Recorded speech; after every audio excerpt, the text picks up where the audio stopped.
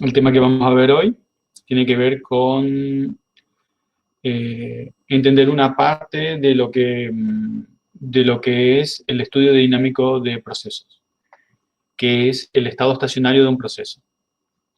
El estado estacionario de un proceso es, eh, como yo les comenté antes, en alguna otra clase, es la situación en la que generalmente se diseñan los procesos. En las materias de operaciones de transferencia de masa, energía, cantidad de movimiento o diseño de reactores químicos, todo lo que es procesos básicos, o biotecnología, o en general cualquier proceso en lo que ustedes van a trabajar, ustedes quieren que el proceso se mantenga bastante estable.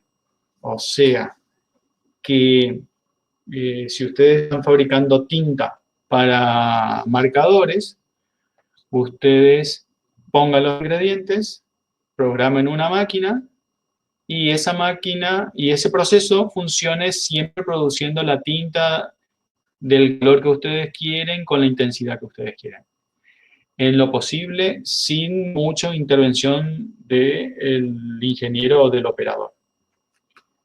Si el operador tiene tiempo de tomar mate mientras está funcionando y fabricando el proceso, mejor. Aunque no se permita, el operador va a estar más tranquilo si no tiene que corregir constantemente el proceso. Eso se consigue de dos formas. Una, colocando sistemas de control que automáticamente regulen el proceso. Y otra es diseñando un proceso que ya sea estable per se. Imagínense que, les voy a poner un ejemplo un poquitito más cotidiano para ustedes. ¿Sí? Quizás hoy a la mañana ustedes, después de levantarse, en algún momento, se cepillaron los dientes. Entonces, si ustedes tienen una pileta donde hacen el proceso, puede ser el lavatorio del baño o donde sea, ustedes abren la canilla y se junta agua en la pileta. Si ustedes abren mucho el agua de la canilla, resulta que la cantidad de agua que se junta en la pileta va a ser mayor. Mientras más flujo de agua le dan a la canilla, más alta es la pila de agua el nivel de agua que se junta en la pileta. Y si ustedes no tocan la canilla, la dejan en un flujo elevado, probablemente ocurra lo siguiente: se va a ir llenando de agua la pileta hasta que quizás llega a un equilibrio donde el nivel de agua ya no sube más. ¿Por qué? Porque toda el agua que va entrando va saliendo en la misma medida. O sea, el caudal de la canilla es igual al caudal del agua que se desagota por abajo. En esa situación, el nivel de agua se va a mantener constante. Esa es una situación de equilibrio físico, donde nosotros a esa condición de equilibrio, como la altura no cambia con el tiempo, le llamamos una condición de estado estacionario.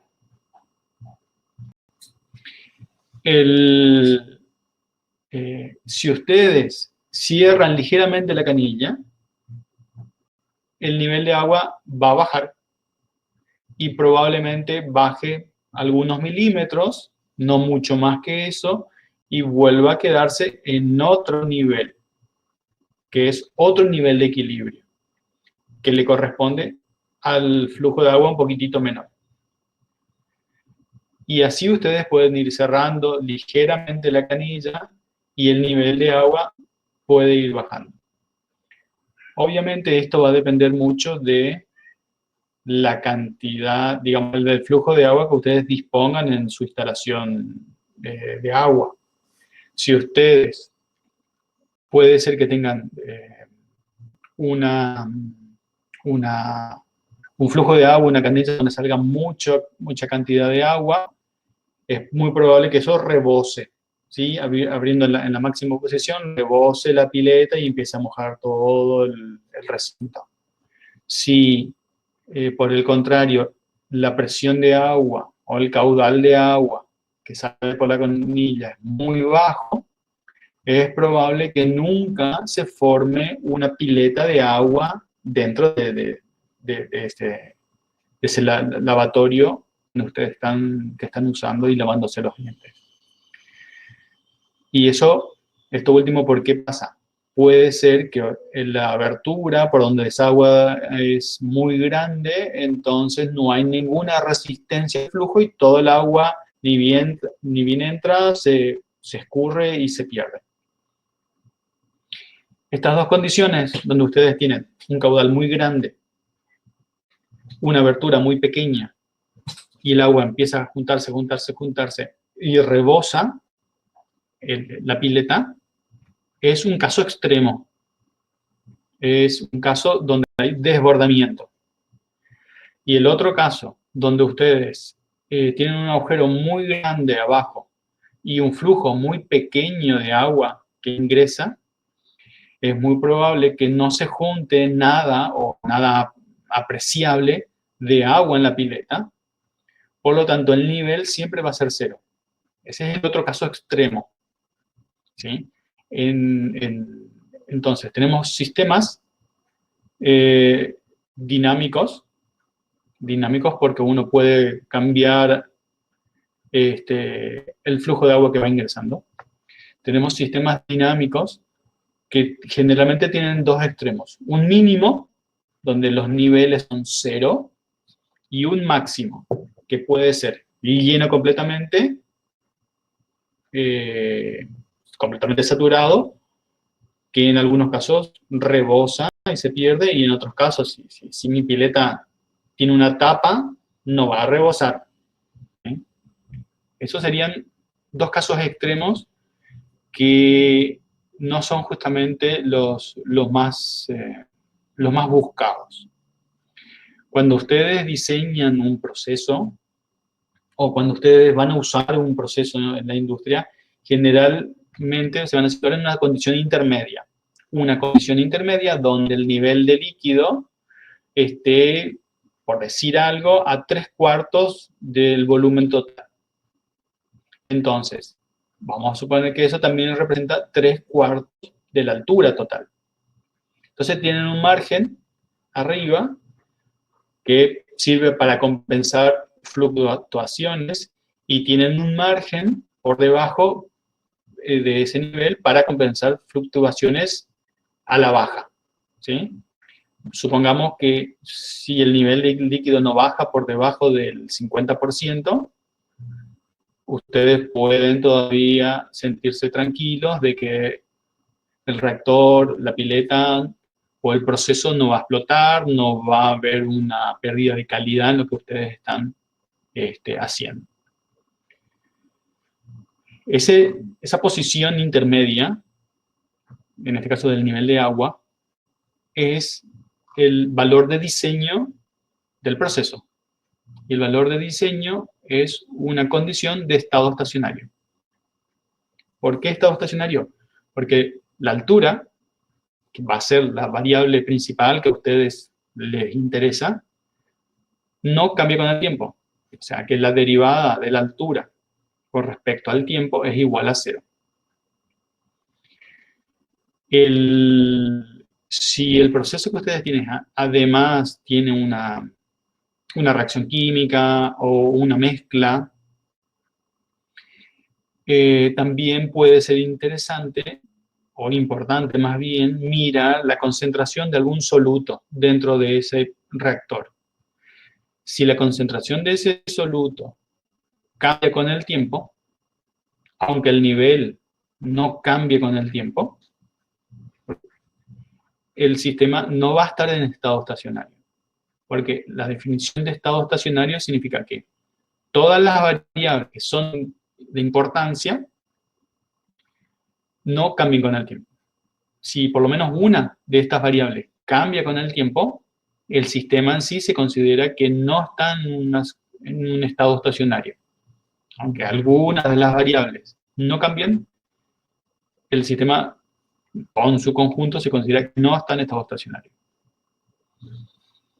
Entonces, recordando un poquito lo que nosotros habíamos visto matemáticamente. Todos los sistemas que analizamos, le hacemos un balance de masa, un balance de energía, algún balance de componente en particular, y con eso obtenemos una ecuación diferencial. En esa ecuación diferencial, si esa ecuación diferencial está escrita como la derivada de una variable con respecto al tiempo en el primer miembro igual a algo, cuando esta derivada es 0, en todas las ecuaciones diferenciales que representan mi sistema, yo voy a decir que estoy en el estado estacionario. Digamos, esa es la condición matemática y es la condición que a mí me va a permitir calcular los valores de estado estacionario, que es algo muy importante cuando uno analiza un proceso. Vamos a verlo por ahí un poquitito en forma gráfica, el concepto de este estado estacionario. Para eso voy a compartir mi pantalla. Entonces, lo que vamos a ver es el estado estacionario en modelos dinámicos y el estado transitorio en modelos dinámicos. Si nosotros tenemos una pileta, ¿sí? El ejemplo de la pileta mientras ustedes están lavando los dientes, que dije al principio, se puede esquematizar como un lugar donde, si ustedes abren la canilla, ¿sí? Acá arriba está la canilla de agua, acá está la llavecita. Si el agua que sale de aquí, ¿sí? Tiene un flujo mayor que el que sale desde el fondo, entonces, a ver, voy a...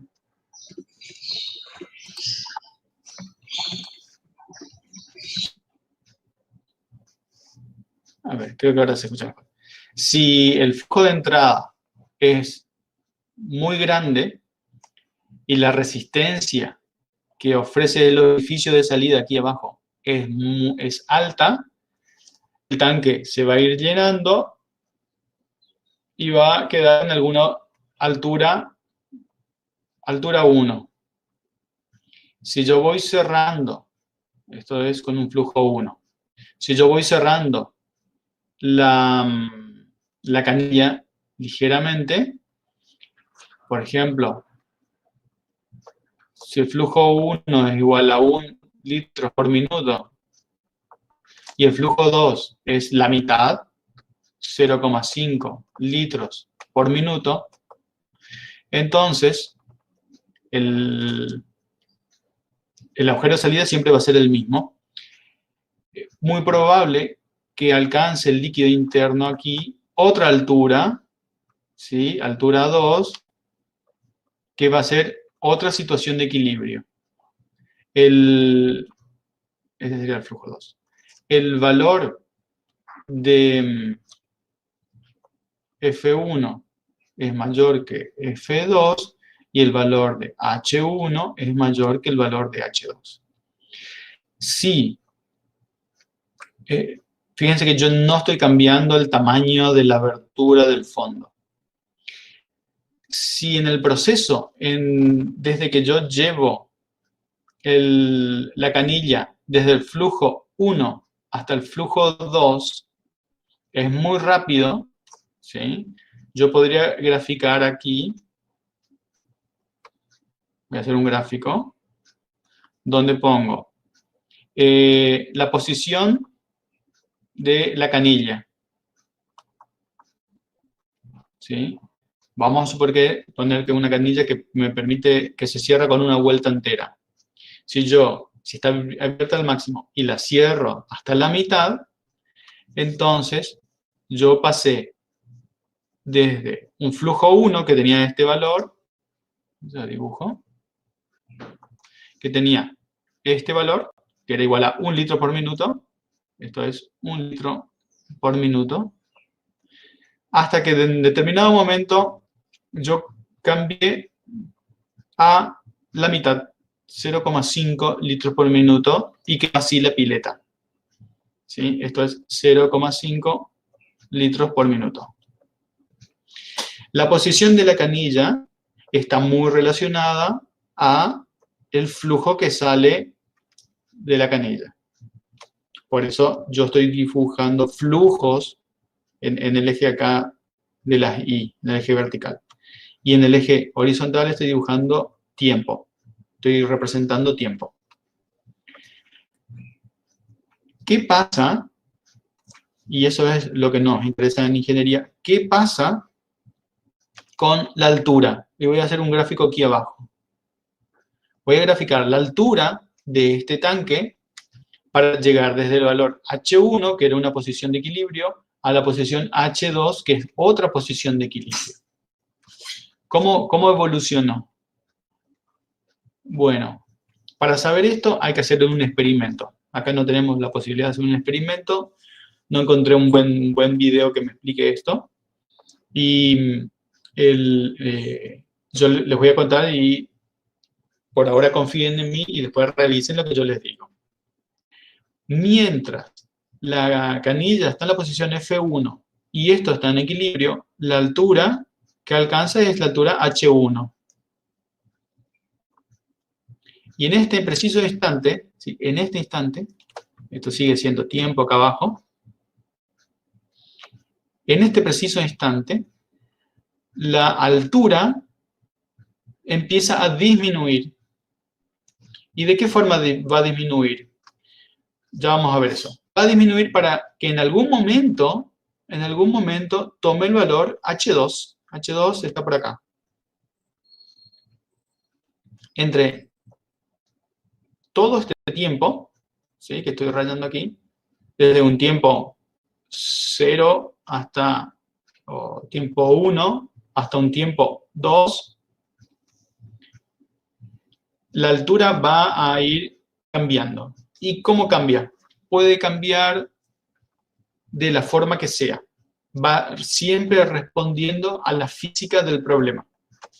En este caso en particular, puede cambiar, en general va a cambiar, más o menos siguiendo una curva de esta forma.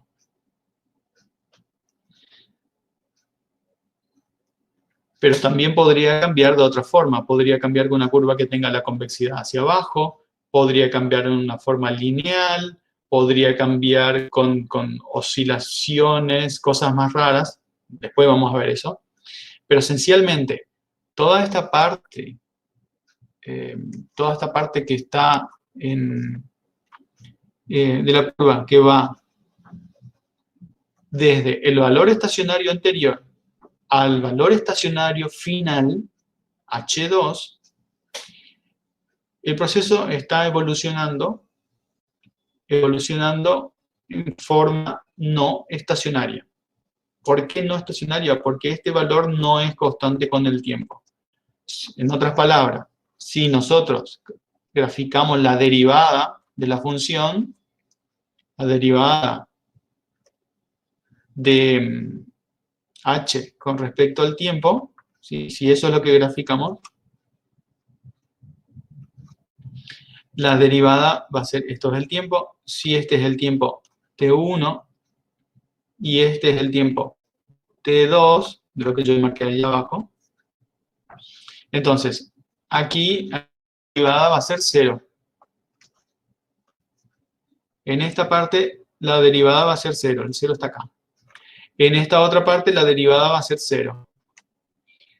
Pero, desde el momento t1 hasta el momento t2, la derivada no va a ser 0. En este caso en particular, la derivada, fíjense, es negativa y comienza desde un valor alto hasta un valor cercano a 0. O sea que de repente, la derivada va a variar algo así. No importa ahora si esto es lineal o no. pero esta curva puede tomar distintas formas. ¿Sí? Esta curva roja que yo estoy trazando acá, la de la derivada, no es constante. ¿Sí? El concepto que nosotros tenemos que tener en cuenta es que cuando se producen estas alteraciones en el caudal, de entrada, ya sea en forma adrede o en forma accidental, me va a producir cambios en mi proceso y eso va a tener repercusiones, obviamente, en la calidad del producto que yo estoy trabajando. ¿Sí? Y quizás me va a generar estrés a mí si yo soy el jefe de planta o el operario que está trabajando con ese proceso, porque voy a tener que dejar de atender otras cosas para asegurarme de que el proceso se encuentre dentro de lo que a mí me pidieron, dentro de los parámetros de seguridad o dentro de lo que a mí me conviene que esté para no correr ningún riesgo. ¿Sí? Riesgos de todo tipo, de cualquier tipo. Entonces, esta parte transitoria, esa es la parte transitoria. Y esta parte, la que voy a poner en verde, esta parte es una parte de proceso estacionario y esta otra parte es otra parte del proceso estacionario. Entonces, si nosotros tenemos dos procesos estacionarios distintos en mi proceso, tenemos, voy a cambiar el color, tenemos un estacionario, un transitorio y un estacionario.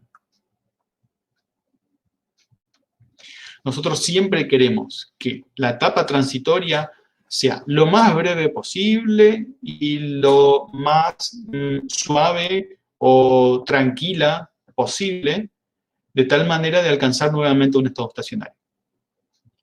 Esto que yo les lo esquematicé aquí es más o menos ideal, ¿sí? ¿Por qué más o menos ideal? Porque en sí no existe el estado estacionario concreto, puro, digamos, ¿sí? Ustedes se pueden imaginar que si ustedes tienen en su casa un aire acondicionado, ¿sí? El aire acondicionado, el equipo de aire acondicionado, ya sea para frío o para calor, lo que hace es tratar de climatizar el ambiente que ustedes tienen en su habitación a una temperatura más o menos agradable. Vamos a suponer que 24 grados centígrados es la temperatura que ustedes quieren colocar en la habitación. Entonces, lo más probable que ustedes tengan, ¿sí? Si graficamos temperatura de la habitación, ¿sí? O el del ambiente, esta temperatura va a estar, si 24 está acá, ¿sí? Vamos a suponer que hace frío afuera, entonces la temperatura de la habitación tiende a enfriarse. Acá vamos a poner 20 grados. Entonces, acá tenemos grados centígrados, esta es la unidad de medida. Entonces, la temperatura en la habitación va a cambiar o va a tomar más o menos estos valores. Puede ser que suba un poco mientras está encendido el aire acondicionado. En este instante se corta el aire acondicionado, entonces puede ser que la temperatura empiece a bajar, empiece a bajar, empiece a bajar, empiece a bajar, empiece a bajar, empiece a bajar, empiece a bajar. Y acá empieza a funcionar de nuevo el aire acondicionado. Aquí empieza a funcionar de nuevo el aire acondicionado. Y empieza a subir, empieza a subir, empieza a subir, empieza a subir, empieza a subir y empieza a bajar porque acá deja de funcionar el aire acondicionado. Acá entonces se apaga la refrigeración, la calefacción, dije, calefacción. Acá se enciende, acá se apaga, la calefacción. Yo puedo superponer a este gráfico los momentos en donde se apaga y se enciende, ¿sí? Si yo digo, acá está encendido, encendida, la calefacción.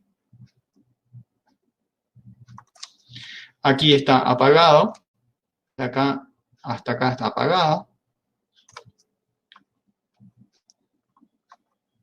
Y desde este punto hasta este otro punto está encendida. Y fíjense que la curva que yo dibujé acá en rojo no es una curva suave, tiene alteraciones. Estas alteraciones son porque en realidad esto que yo grafiqué en rojo es la temperatura que está midiendo un termómetro que está colocado cerca del sistema de aire acondicionado. Y la temperatura, porque hay corrientes de aire, va a ir oscilando. Entonces, esto realmente no va a ser del todo suave.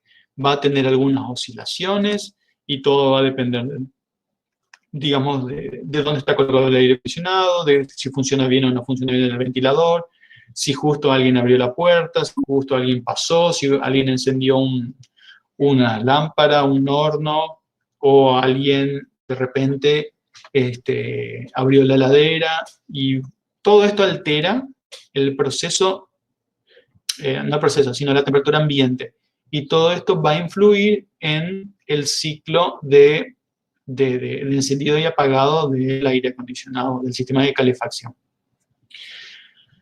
Entonces, sabiendo eso, esto no es del todo oscilatorio, yo igual, perdón, no es del todo suave y constante, en ingeniería nosotros igual suponemos que esto es constante. Pero escribir, ¿por qué vamos a suponer que es constante? Porque escribir una función que tenga en cuenta todas estas oscilaciones es muy complicada y no tiene sentido. Es mucho más fácil escribir una función más suave que represente los valores promedios de esto que está acá. Esa es la primera aproximación que nosotros tenemos que darnos cuenta que estamos usando. Son aproximaciones a la realidad. Y cuando yo, voy a volver a este dibujo acá, cuando yo digo, vamos a mirar este gráfico, estos puntos rojos, donde yo digo que se cerró la canilla y empezó a bajar el nivel, y acá volvió el nivel a un valor en estado estacionario, en realidad este punto es un punto arbitrario. ¿Por qué? Porque toda esta zona rayada pintada de verde, tiene oscilaciones. Entonces va a haber un momento en donde esta realidad no es del todo cero, sino que son valores muy, muy cercanos a H2, con un error, son valores aproximados. Digamos que hay un error de medición, ¿sí?, que está vinculado al sensor de nivel, en este caso, y si las variaciones que sufre el sistema físico están más allá de lo que puede detectar el sensor de nivel, para mí el sistema va a estar con un valor de altura constante, pero en realidad puede ser que no. Como los modelos que nosotros vamos a usar son modelos matemáticos, muchas veces nos vamos a suponer que son modelos exactos. Pero acuérdense ustedes que en ingeniería cualquiera de todos los modelos exactos que nosotros usemos no son reales, sino que hay pequeñas oscilaciones, variaciones, porque el sistema real nunca es del todo estable. Eso tenganlo en cuenta cuando analicen, cuando usen estos resultados. Entonces, ¿qué es lo que nosotros vamos a hacer en esta materia? Principalmente estudiar estas transiciones que están pintadas de amarillo. Cuando cambiamos de un valor de estado estacionario a otro, ya sea accidentalmente o en forma consciente. ¿Sí? En forma consciente, ¿qué significa? Que yo manipulo el flujo de entrada porque ahora yo no quiero tener tanto gasto de agua. Y cuando me cepillo los dientes, no quiero tener todo este gasto de agua que tengo, sino solamente la mitad. O la razón que sea. ¿Sí? ¿Y qué significa accidentalmente? Accidentalmente podría ser que alguien en el baño también está usando otra canilla, abre la canilla para regar o para lavar otra cosa, entonces el caudal que yo dispongo ya no va a ser de 1 litro por minuto, sino que va a ser menor. Entonces, no es algo que yo controle, pero me produce un cambio de nivel. Y me interesa saber cuándo yo voy a llegar a este otro nivel de estado estacionario, si es que existe, eh, porque sí, porque me interesa saber, porque me importa para mi producción o lo que sea. Si uno tiene una ecuación matemática que me permite describir cómo se comporta el problema en esta parte amarilla, en esta parte transitoria, yo puedo tomar medidas para corregir esto de tal forma de que esto sea lo más corto posible o que las variaciones aquí sean lo más suave posible. Porque yo lo que dibujé acá puede ser,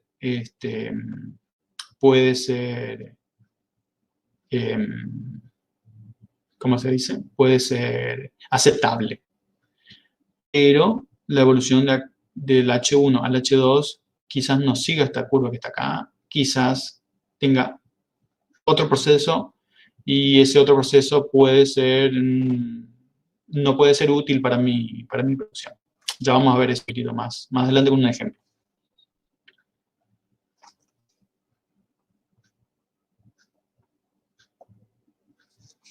Este es el ejemplo que les quiero mostrar. Vamos a suponer que nosotros tenemos un tanque, como el que está mostrado en la figura, donde tenemos una cañería de entrada que tiene un flujo de entrada F sub 0 y entra un reactivo R. Este R, en presencia de algún catalizador que esté aquí adentro del reactor, me va a dar un producto P. ¿Sí? Es una reacción química irreversible. Este tanque puede cambiar de altura, ¿sí? Obviamente que hay una altura máxima, ¿sí? Del tanque, porque es abierto arriba, y el flujo de salida F1 responde a esta ley que está acá. Esta es la ecuación constitutiva que me relaciona el flujo de salida con la altura de entrada, ¿sí? Un modelo de una ley de Torricelli un poco simplificada, donde la relación es lineal con la altura. La relación la velocidad de reacción química está expresada por esta otra ecuación constitutiva.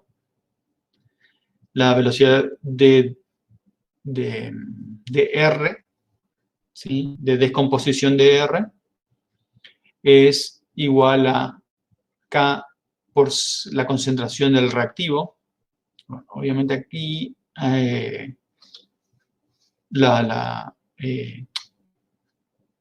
esta velocidad de reacción tiene que tener un valor negativo, ¿sí? Acá que me comí el signo, pero esta velocidad de reacción, como estoy hablando de un reactivo, ¿sí? A medida que evoluciona la reacción, tiene que ir reduciéndose la cantidad de reactivo. Por lo tanto, la velocidad de reacción, este valor numéricamente tiene signo negativo. Entonces, si a mí me interesa saber cuánto es concentración de P en función del tiempo. Y me interesa también saber cuánto es la concentración de R en función del tiempo. Digamos que estas dos son mis variables de salida. Y sabiendo que el flujo cero puede variar, o sea que el flujo cero puede ser una variable de entrada, y también la concentración de R a la entrada, digamos, estas dos cantidades pueden variar. Entonces F0 y CR0 vendrían a ser mis variables de entrada. Sabiendo eso, yo planteo balances de masa total. Por eso voy a llegar a esta ecuación diferencial. Esta es una ecuación diferencial que acá me comí el signo igual. ¿Sí? Fíjense que esta ecuación diferencial sería, voy a borrar eso que taché acá, no me ayuda para nada. La primera ecuación, no voy a transcribir todas las ecuaciones, pero la primera ecuación sería la derivada de h con respecto a t, igual a flujo, en realidad flujo F0 sobre A es el área, menos B es beta por h de t, sobre el área. La primera ecuación que está ahí es esta, que ya la vimos y ustedes quizás la trabajaron en algún problema. La segunda ecuación me expresa la derivada de la concentración de R dentro del reactor en función del tiempo. Y la tercera ecuación me describe la derivada de la concentración de P dentro del reactor con respecto al tiempo. ¿Sí? Esa derivada está escrita y representada así. Entonces, y otra aclaración, lo que acá dice FE en realidad es F0, ¿sí? Para que coincida con el dibujito que está ahí arriba. Entonces, con esta variable de entrada y con esta variable de salida, haciendo un balance de masas totales, un balance de masa del componente R y un balance de masa del componente P, yo tengo tres ecuaciones de estado que me van a describir el problema en forma dinámica. Si yo quiero analizar, hacer simulaciones de este modelo, yo lo que tengo que hacer es resolver estas tres ecuaciones diferenciales en forma simultánea. Para resolver estas tres ecuaciones diferenciales en forma simultánea, yo puedo utilizar, ya lo voy a mostrar después, métodos numéricos, o de 45, nosotros vamos a usar principalmente métodos numéricos que ya estén integrados en MATLAB. Entonces, lo primero de todo, yo necesito saber cuáles son los valores de H, de C sub R y de C sub P en estado estacionario. Yo necesito, voy a ponerlo acá, yo necesito para poder resolver y calcular, necesito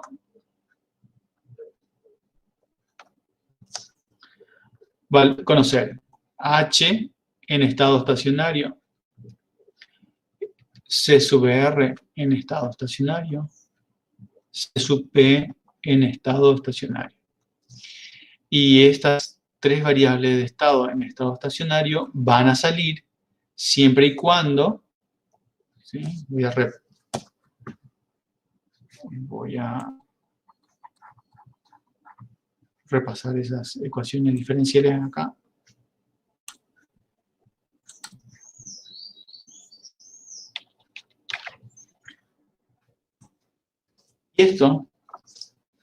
esos valores en estado estacionario se van a obtener numéricamente cuando yo conozca F0 igual a FE en estado estacionario,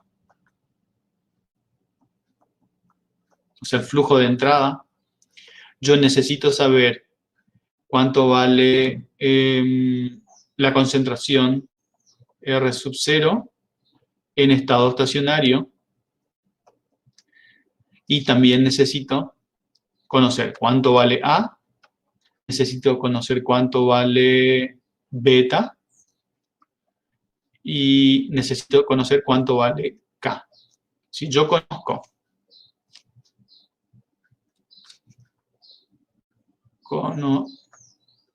conociendo. Entonces, necesito conocer o calcular estas tres cantidades, o sea, los valores de las variables de estado en estado estacionario.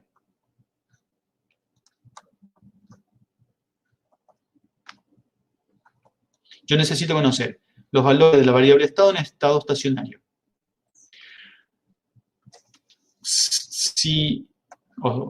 Para estos valores de F0 en estado estacionario y de la concentración de R a la entrada en estado estacionario. Si yo tengo todo eso, y obviamente tengo los valores de los parámetros A, beta, K y cualquier otro parámetro que entre aquí, ¿sí? Si yo tengo eso, yo voy a poder conocer cuál es el valor, voy a poder hacer los gráficos que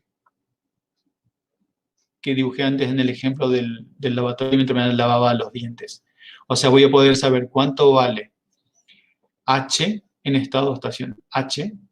¿Sí? H en estado estacionario toma este valor, que sería HEE. Voy a poder conocer CR en estado estacionario, que toma este valor, por ejemplo. CR en estado estacionario. Esto es tiempo. Esto es tiempo. Y también voy a poder conocer cuánto vale, en función del tiempo, la otra variable de estado. CP, que vale, por ejemplo, esto en estado estacionario. Si yo conozco esto, perfecto. Puedo analizar mi problema y puedo saber qué pasa si se altera alguna variable de estado. Entonces, conociendo eso, puedo analizar transitorios. ¿Sí? Entonces, conociendo estos valores en estado estacionario de las variables de estado y los valores de las variables de entrada en estado estacionario y todos los parámetros, yo puedo saber y tengo información, mejor dicho, para analizar los transitorios. Entonces, una etapa muy importante es calcular los valores en estado estacionario. Y si ustedes se fijan, estas ecuaciones diferenciales que están acá,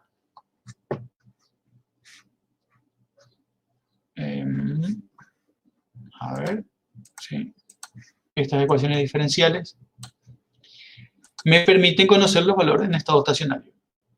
¿Cómo yo encuentro los valores en estado estacionario conociendo ya estas ecuaciones diferenciales que salieron del modelo, del balance? Igualándolas a cero. ¿Por qué? Porque, recuerden que una derivada, las ecuaciones diferenciales que yo tengo ahí son la derivada de h con respecto al tiempo. Si esto es igual a 0 y al mismo tiempo esto es igual a 0 y al mismo tiempo esto es igual a 0, las tres variables de estado que satisfagan estos 3 ecuaciones me van a dar H en estado estacionario, CR en estado estacionario, CP en estado estacionario. Matemáticamente, ¿cómo hacemos esto? Usando cualquier método para resolver sistemas de ecuaciones no lineales. ¿Por qué? Porque yo lo que escribí acá es el primer término. Pero, fíjense, en los segundos términos, ¿sí? En esta parte y en esta parte, pueden ser ecuaciones que sean no lineales. Entonces, si esta parte está igualada a 0, esta otra parte está igualada a 0 y esta otra parte está igualada a 0, yo necesito resolver un sistema de 3 ecuaciones, tres ecuaciones no lineales simultáneamente. Ustedes ya vieron los que fueron métodos numéricos, cómo se puede hacer eso en MATLAB. Y para los que no vieron, voy a repasar un poquito eso. Hay varias formas de encarar esto en MATLAB. Una de estas, por ahí más cómoda para nosotros, es escribirlo como declarando la función, una función de MATLAB,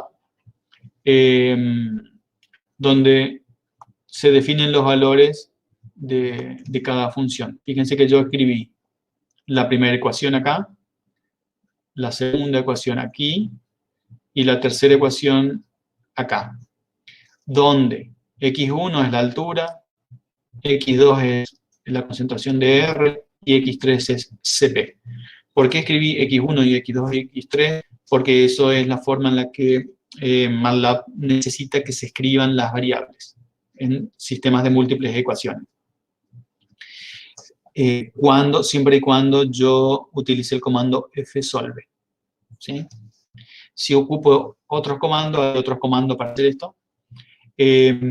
Comando solve, por ejemplo. Que en ese caso ustedes no van a necesitar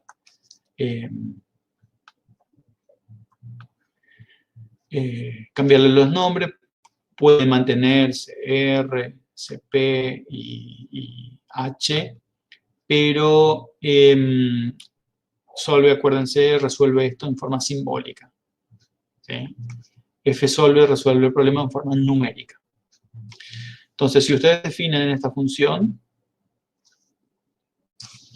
así, por ejemplo, luego, en la línea de comando, usando fsolve, la invocan de esta forma. Acuérdense que para fsolve, ustedes tienen que dar un valor inicial de h, este sería el valor inicial de h, el valor inicial de x2, que es cr, y el valor inicial de x3, que sería cp. Entonces, porque acuérdense que está usando un método abierto para encontrar las raíces de este sistema de 3 ecuaciones no lineales. Y encuentra que el valor en estado estacionario de h es igual a 50. Fíjense que aquí yo no puse ninguna unidades, pero habría que respetar, ¿sí?, las unidades. 50 sería el valor de altura en estado estacionario. Este otro número que está acá sería el valor de x2 en estado estacionario. x2 era CR, o sea, CR en estado estacionario. Y este valor que está acá sería x3 en estado estacionario, o sea, C sub P en estado estacionario. Conociendo estos valores en estado estacionario, yo ya puedo usar hacer simulaciones, ¿sí? Y voy a poner algunos ejemplos que yo les dije que necesito el valor de A, que era el área del tanque, el valor de K, el valor del flujo de entrada, el valor de beta y el valor de la concentración de R a la entrada. O sea, todos esos parámetros del sistema con los que se encontró los valores de estado estacionario tienen que ser datos. Si no son datos, yo tengo que buscar información de mi problema para poder calcularlos. ¿Sí? Entonces, con estos valores, yo calculé este estado estacionario que está aquí abajo. Y ahora, la simulación puede ser la siguiente. O sea, que yo necesite saber cómo va a cambiar estos valores de la altura, de la concentración de R y de la concentración de P, si yo cambio el flujo de entrada. En vez de ser de 10 litros por minuto, pasa a 11 litros por minuto. O sea que yo voy a analizar qué pasa si una variable de entrada, el flujo, cambia desde un valor 10 a un valor 11. O sea, desde 10 a 11 en el tiempo t sub 0. ¿Sí? Si se produce este cambio, quiero saber qué va a pasar, cómo va a evolucionar. Porque yo sé que la altura vale 50, que C sub R vale 0,16 y que C sub P vale 0,03. Si yo aumento el valor de flujo de entrada, ¿qué va a pasar? En ese caso, lo que yo tengo que hacer es, obviamente, resolver este sistema de ecuaciones diferenciales. ¿Y eso cómo lo voy a hacer? Lo voy a hacer utilizando, para empezar, un método numérico. Un método numérico que nosotros vimos, los mejores métodos numéricos que nosotros vimos son los métodos Runge-Kutta. Los métodos Runge-Kutta de cuarto orden es el óptimo, tiene un nivel de error muy, muy bajo y sirve para muchos problemas de ingeniería. Y en MATLAB, este método de Runge-Kutta de cuarto orden está programado en el método OD45. ¿Sí? El método OD45 en realidad es un método un poquito mejorado que el de cuarto orden. ¿Sí? Digamos, el proceso para resolver con MATLAB es generar una función que tiene la misma forma que vimos antes en estado estacionario, donde lo único que cambia es que ahora yo defino también como variable el tiempo. Por una ecuación diferencial, acuérdense, ejemplo, tiene esta forma y aparece tiempo en nuestras ecuaciones diferenciales, por lo tanto tiene que ser declarado eso en MATLAB. Fíjense que la ecuación acá es la misma, esta ecuación es la misma, y esta ecuación es la misma, escrito de la misma manera que yo escribí antes. Lo único que cambió es, fíjense el nombrecito, que tiene que coincidir con el nombre de la función. ¿Sí? Acuérdense de eso. X1, X2, X3 es lo mismo. Lo otro que cambia es, fíjense acá, lo otro que cambia es, perdón, el valor del flujo de entrada. Yo quiero volver ahora cuando el flujo de entrada vale 11. Acuérdense, quiero analizar este cambio cuando el flujo de entrada cambia de 10 a 11. Vamos de nuevo. Una vez que hago esto,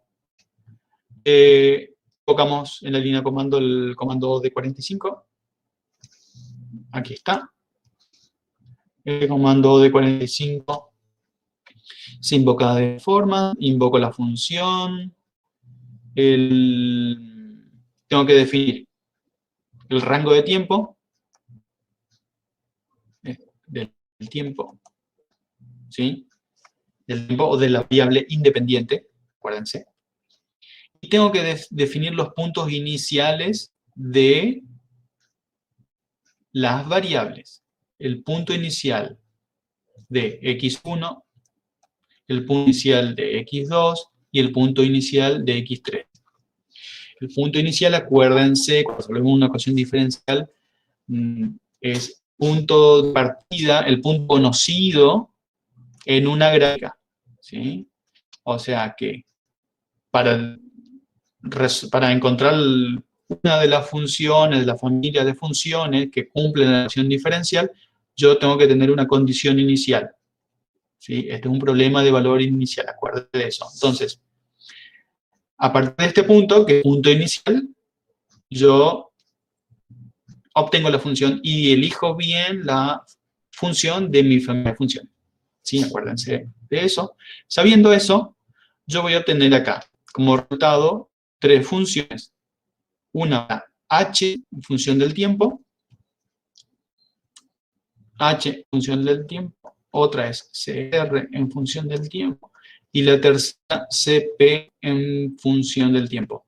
En este orden, ¿por qué? Porque yo definí h, r y cp en ese orden.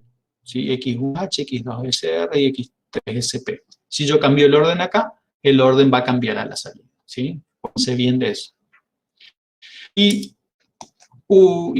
yo 45 y te daré una datos o una lista o un gráfico. Voy a mostrar el gráfico para ir más directo. Acá está. Todos los comandos, esto, no se preocupen, voy a acercar de nuevo. De hecho, ya el archivo ya está en el AWS. Como resultado, obtengo esto. ¿Sí? Que le voy a poner nombre a los ejes. El primero es CDT.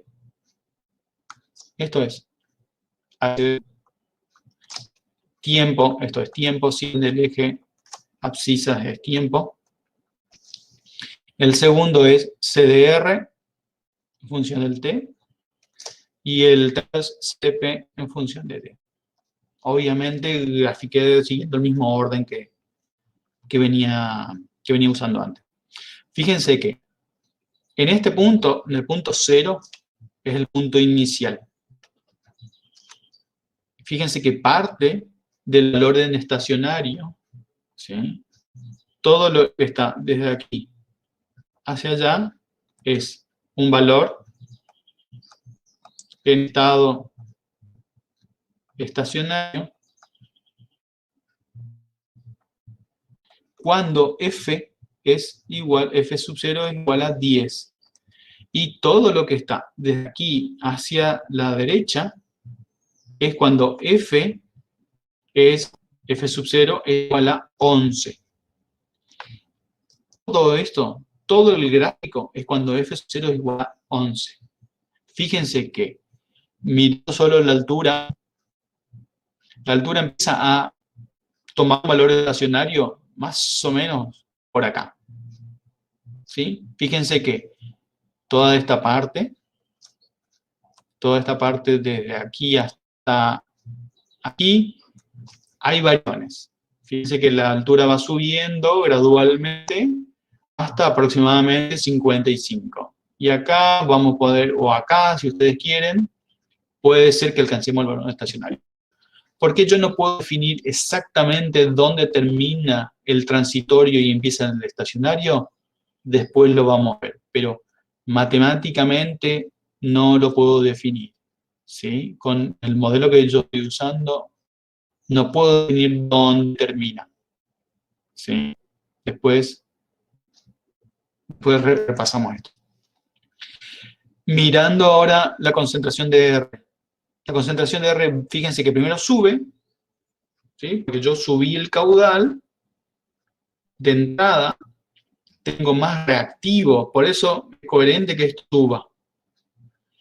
Al tener más reactivo, la velocidad de reacción empieza a acelerarse, no es instantánea, entonces de repente empieza a bajar, y llega hasta este otro valor, que es nuevamente el estado estacionario. Yo quizás podría decir que aquí, más o menos, llegué otra vez al estado estacionario. Tampoco esto puedo definir precisamente. Si miro CP, que es el producto de la reacción, al principio baja su concentración, porque yo estoy inyectando más líquido que es rico en R, ese líquido rico en R, tengan en cuenta que también me aumenta el volumen. Si me aumenta el volumen, resulta que yo tengo una mayor acumulación de productos dentro del reactor. Y acuérdense que, bueno, y eso me va a provocar una dilución también del producto. Por eso es probable que baje la velocidad la concentración de P. Hasta este valor donde empieza a establecerse, y más o menos por acá yo podría decir que alcancé nuevamente un valor en estado estacionario. Entonces, fíjense, el valor en estado estacionario cuando el flujo de entrada ya es igual a 11, es aproximadamente 55 unidades de altura, ¿sí? Es aproximadamente, acá no tengo mucha precisión, pero 1, 6, 6, qué sé yo, 8, no sé, no tengo precisión de verlo. Y es aproximadamente 0,033, y ya no tengo mucha precisión, quizás 4 en la concentración de P. Fíjense esto. Analizando independientemente cada gráfico, yo detecté distintos valores de tiempo en lo que cada magnitud, altura, concentración o concentración de reactivo de producto llegan a un estado estacionario. Yo podría decir que todo el sistema en su conjunto llegó a un estado estacionario mirando cuál de estos puntos está más a la derecha, ¿sí? Yo no puedo decir que el sistema llegó a los 500 unidades de tiempo al estado estacionario, porque en ese momento la concentración de R todavía cambiaba y la concentración de P también cambiaba. Yo tengo que mirar el punto más a la derecha.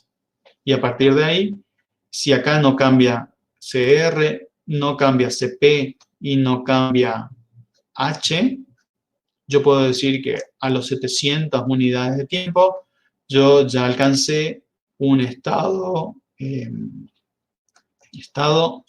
estacionario de F0 igual a 11. Y en toda esta etapa es, voy a usar este color, y en toda esta etapa, desde aquí hasta aquí, estoy en el estado transitorio del todo el sistema en general. Sabiendo esto, y acá con esto terminamos, yo puedo analizar si tolero cambios desde F0, desde 10 a 11. Porque podría ser que mi reactivo, este R está acá, sea un contaminante. Si este contaminante yo lo quiero degradar a un producto P que es menos nocivo para el medio ambiente, y quizás la concentración límite con la que yo puedo verter mi contaminante es esta que está acá, 0,167. Resulta que entre este momento y este otro momento, yo estoy tirando reactivo, un contaminante que no se degradó, a un efluente, y estoy cometiendo una infracción. Voy a tener que pagar una multa o tengo que tomar una medida para evitar este derrame de un líquido fuera de condiciones. Debería activar otra parte de mi proceso para compensar esto. Diluir, hacer una recirculación, hacer cualquier otra cosa.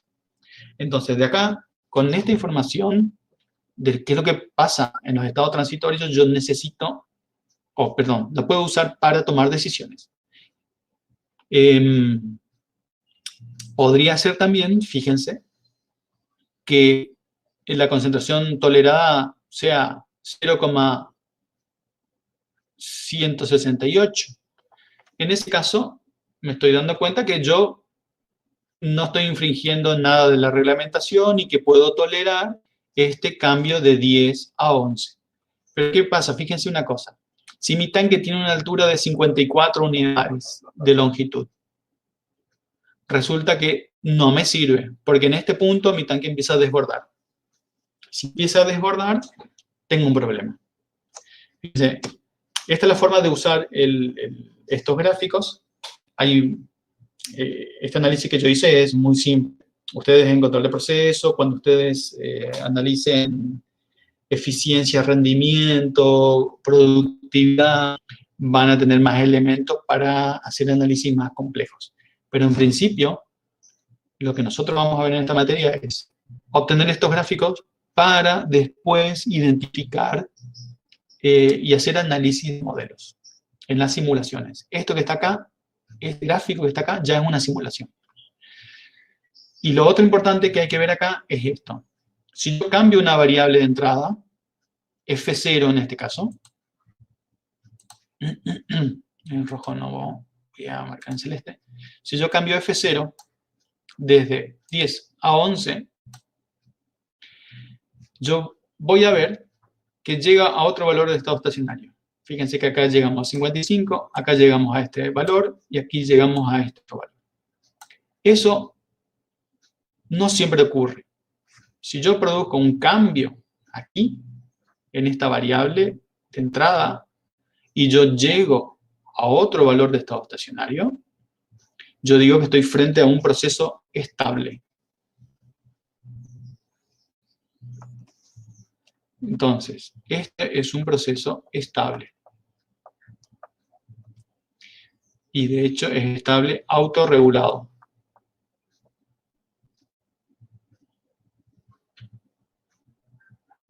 Es autorregulado. ¿Por qué? Porque si yo cambio algún parámetro, en este caso la variable entrada, vuelve a encontrar otro valor en estado estacionario. Hay problemas, hay sistemas que no son autorregulados. Por ejemplo, si nosotros tenemos reacciones químicas que son exotérmicas, cualquier explosión o cualquier explosión, endotérmicas, reacciones endotérmicas también, esas reacciones no son autorreguladas. Si yo produzco un cambio, esto llega a un valor de estado estacionario y o desaparece por completo el producto o se empieza a acumular indeseablemente, ¿sí? Voy hasta 0 o hasta infinito. Bueno, con esto que les mostré ahora terminamos. Esto que les mostré acá es esencialmente un proceso de modelización, porque encontramos las ecuaciones diferenciales, en realidad ese proceso de obtención es el balance, y después resolución, usando métodos numéricos. En general nosotros le vamos a pedir que hagan todo esto, salvo resolver las ecuaciones diferenciales. No, yo no les voy a pedir que resuelvan las ecuaciones diferenciales usando métodos numéricos. ¿Por qué no? Porque hay un método más fácil para resolverlos, ¿sí? Pero yo les quería mostrar, digamos, cuál es el objetivo de la materia. Nosotros vamos a ver un método para resolver, para resolver ecuaciones diferenciales que es un poquito más simple. Pero esencialmente el resultado va a ser lo mismo. Yo voy a resolver la ecuación diferencial y analizarla. Y el uso y las interpretaciones de todos los conceptos, sí, eso va a ser lo mismo.